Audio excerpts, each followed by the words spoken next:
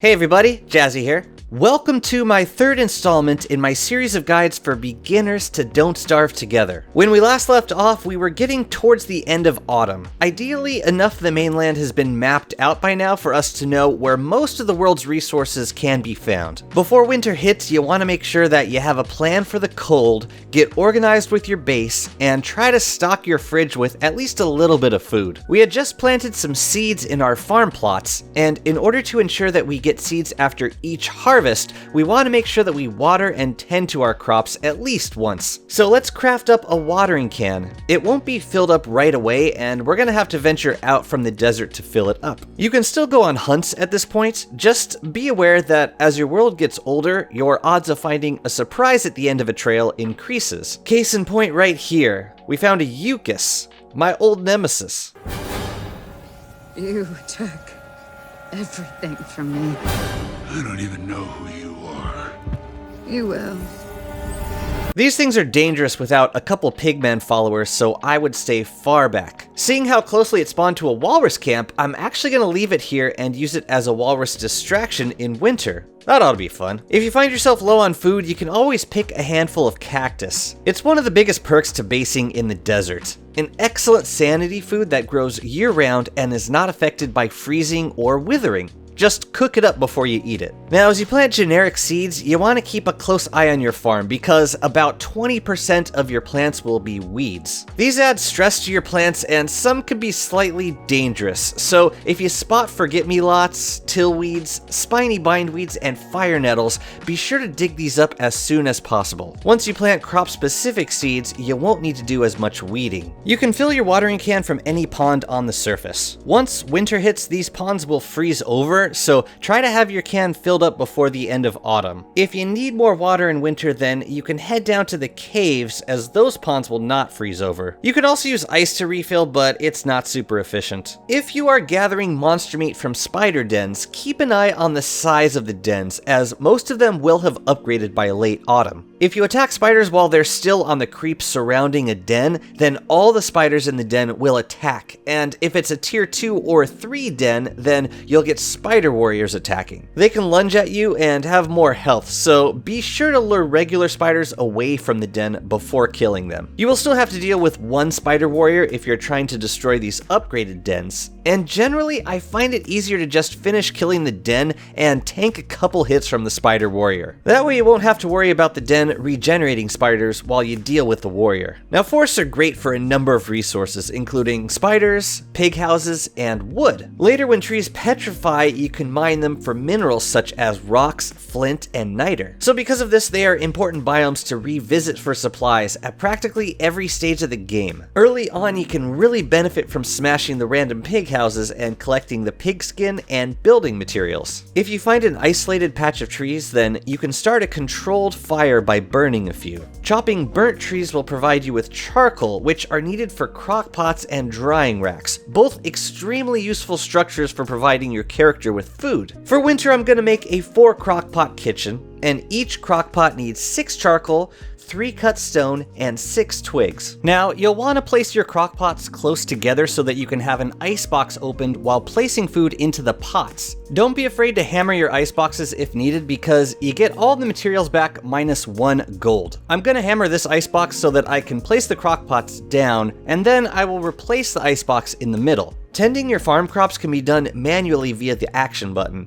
and later on you will have easier methods such as a one-man band, friendly fruit fly, or beefalo horn. But for now, feel free to tend your crops manually if you have the time. One of the first crockpot recipes you will want to learn is meatballs. This is an extremely versatile dish that only requires a single piece of any meat plus 3 edible filler, and it will generally add a lot of hunger value to your meat. Avoid using more than a single monster meat in any recipe, or else you get monster lasagna, which hurts your health and sanity. Now let's work on getting a bird in your bird cage. Craft a trap at your science machine with 4 silk and 3 twigs. Then leave it on the ground and bait it with a seed. Soon, you should get a bird trapped inside. Place this bird in your bird cage. Now, feeding the bird any meat, including monster meat, will produce eggs, which are used in a variety of extremely useful crockpot recipes, plus they can be used as an edible filler. You can also feed the bird farm crops in exchange for a seed, and this can be useful if you're trying to increase the size of your supply of a certain crop. Before day 21, you will want to craft a thermal stone to keep you warm in winter. Start by crafting a flint pickaxe, and then you can make a thermal stone at your alchemy engine with an additional 3 flint and 10 rocks. You can also craft a beefalo hat, which is the best insulating clothing for your first winter, but personally I prefer the thermal stone because it allows me to continue wearing a football helm in winter. But either way, I'll show you soon how to make the hat. The next crockpot recipe I'm going to show you is bacon and eggs. It requires 2 eggs and any total meat value higher than 1. Monster meat is worth 1 full meat, so I'm going to use that plus 1 frog legs, but you can also use a morsel for the extra 0.5 meat needed. Bacon and eggs give 75 hunger and 20 health. It also lasts for 20 days, which is twice the spoilage of cooked meat. This dish is particularly helpful to Wilson because it is his favorite food and restores an extra 15 hunger. If you find yourself fighting a larger group of low damage mobs such as hounds or spiders,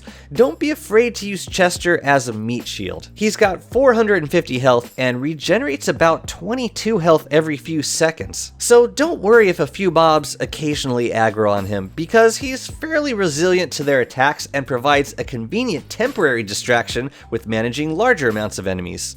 Just don't overdo it. You will want to occasionally visit the caves for light bulbs to refill your lantern and miner hat. If you collect a large amount in one trip, then don't be afraid to craft multiple lanterns. This can help to minimize the number of trips you will need to make to the caves, and when you return with a bunch of bulbs, you can just refill all of your lanterns at the same time and not worry about all your extra bulbs spoiling. Later on, I'll just fill a chest with lanterns and refill them like twice a year. Your top hat may be getting low at this point if you've been wearing it a lot during autumn. Try to save it from breaking because you can eventually use a low durability top hat to craft your first magic machine once you gather the other materials that you need. Be careful when fighting spiders during dusk and night, as many spiders will be out of their dens, and hitting one spider will aggro all the other spiders in the area. Be prepared to make a retreat if the horde descends on you. You can always back off and pick off the stragglers, but always have an escape plan. Now let's talk about beefalo because they are a very good source of large meat, and you will want to learn how to pick some off from the herd and harvest them. Like spiders, attacking one will aggro all the beefalo nearby. Eventually, these extra beefalo will lose interest, and if you can keep one aggroed on you, then you can lure it away from the herd to isolate and kill it. If you're trying to kill more than one, then try to line them up so that they attack at the same time. This will maximize your attack window so that you can land a few hits before backing off again. If there is just one beefalo, then you can usually get off like 6 hits before dodging the next attack. Beefalo will drop large meat, wool, and the occasional horn. You'll get another hound wave close to the end of autumn.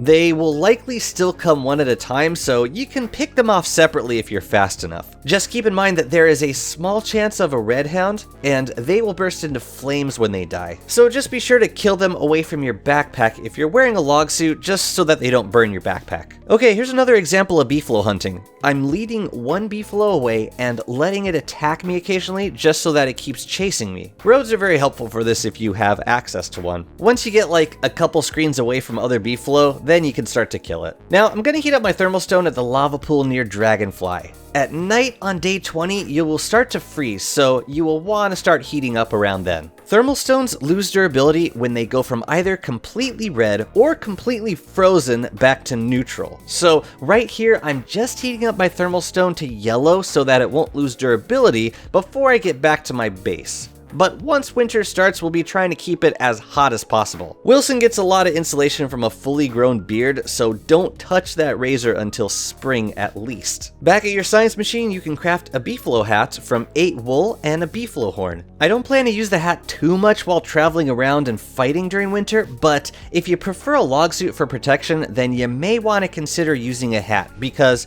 you can stay warm a long time from the insulation. The downside of a thermal stone is that you will need to stop to reheat it more frequently to prevent it from losing durability. They're both good options though, so the choice is really up to you. By now, most of your farm crops should have fully grown, so you'll have a good supply of veggies as winter rolls around. I did miss one weed, so I need to dig up a fully grown fire nettle. It's gonna cause a bit of temporary overheating, so I'm gonna quickly prepare a bit of healing for myself now. I have a blue cap in the fridge that'll heal for 20. And then I'm gonna eat a couple roasted potatoes, which also heal for 20 each. Roasted tomatoes are also good for health, and you should cook these up because they last longer than raw tomatoes. But we're looking quite good for the start of winter. Fridge is jam-packed with meats, eggs, and veggies, and farm plots are full of additional crops. Got our thermal stone and a good looking start to a base. I'm looking a little ragged from that fire nettle, but there's plenty options for healing, so I'm not too worried. So in winter, we're gonna start hunting walruses in the hopes of grabbing some very important gear that is only available during this season. And then we can start to expand our food sources, starting with a pig farm. And then we can continue to gather resources and prepare for our first boss fight on the night of day 30. Hope you're enjoying the series. Let me know if you have any questions so far, and we'll see you in the next guide. Take care.